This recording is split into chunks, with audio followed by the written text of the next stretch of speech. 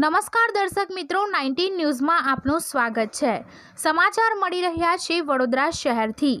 Petrol ડીઝલના વધી રહેલા ભાવને લઈને વડોદરા શહેર કોંગ્રેસ પક્ષ દ્વારા કલેક્ટરને આવેદનપત્ર આપી રજૂઆત કરાઈ હતી।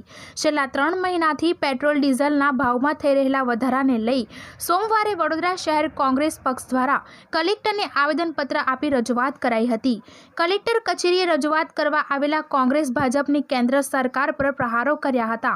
કેન્દ્રમાં ભાજપની સરકાર આવ્યા બાદ એક્સાઇઝ ડ્યુટીના નામે જે રીતે પેટ્રોલ ડીઝલના ભાવ વધારો થઈ રહ્યો છે તેને લઈ દેશવાસીઓની હાલત કફોડી બની છે, જેને લઈ સોમવારે વડોદરા શહેર કોંગ્રેસ પક્ષ દ્વારા દાંડિયા બજાર સ્થિત કોંગ્રેસ કાર્યાલય પ્લે કાર્ડ અને બેનર સાથે રેલી યોજી કલેક્ટર કચેરીએ પહોંચ્યા હતા, જ્યાં ભાવ વધારાના નામે લૂંટ ચાલી રહી છે તેવા આક્ષેપો કરી ભાવ વધારાના વિરોધમાં કલેક્ટરને આવેદનપત્ર આપી રજૂઆત કરી હતી।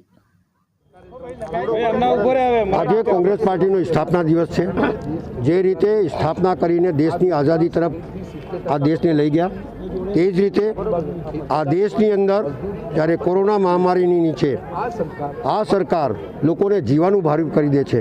વાયદા બહુ મોટા મોટા કરેલા, અમારી સરકાર આવશે તો 40 રૂપિયા પેટ્રોલ ડીઝલ આપીશું, અમારી સરકાર આવશે તો ગેસ સસ્તું આપીશું।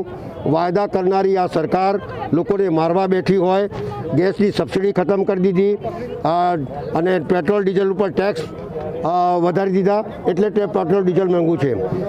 કોંગ્રેસ પાર્ટી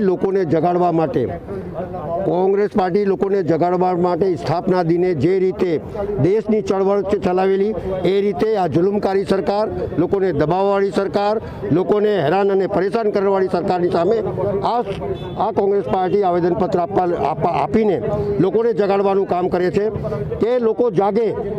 જે રીતે આ સરકાર દમન કરીને જે પેટ્રોલ ડીઝલના ભાવ કરે છે, જેઓ એમની સામે બોલવા જાય તો જુદા જુદા પ્રકારના કેસો કરતી હોય અને લોકોને દબાવવાની કોશિશ કરતી હોય, એમાં જાગો।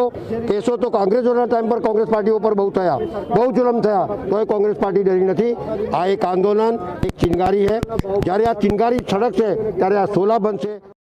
આજે વડોદરા શહેર કોંગ્રેસ પરિવારે કોંગ્રેસ સ્થાપના દિન નિમિત્તે જે લોકશાહી જીવંત રહેવી જોઈએ અને લોકોનું જીવન સુખામય રહેવું જોઈએ, જેને લઈને સરકારની જે રીતે પેટ્રોલ ડીઝલનો ભાવ વધારો અને ગૃહિણીઓને મોંઘવારીમાં ઘર ચલાવવું અઘરું પડી ગયું છે અને એમાં ગેસના બોટલના ભાવ વધાર્યા છે, જેના વિરોધમાં કોંગ્રેસ પાર્ટી આજે કોંગ્રેસ કાર્યાલયથી કલેક્ટર ઓફિસ લગીને પેદલ ચાલતા આવીને આવેદનપત્ર આપે છે અને સરકારને રજૂઆત કરે છે કે પેટ્રોલ ડીઝલના ભાવ જે તમે વધારો કર્યો છે અને ગેસના બોટલના ભાવનો વધારો કર્યો છે ઓછા થવા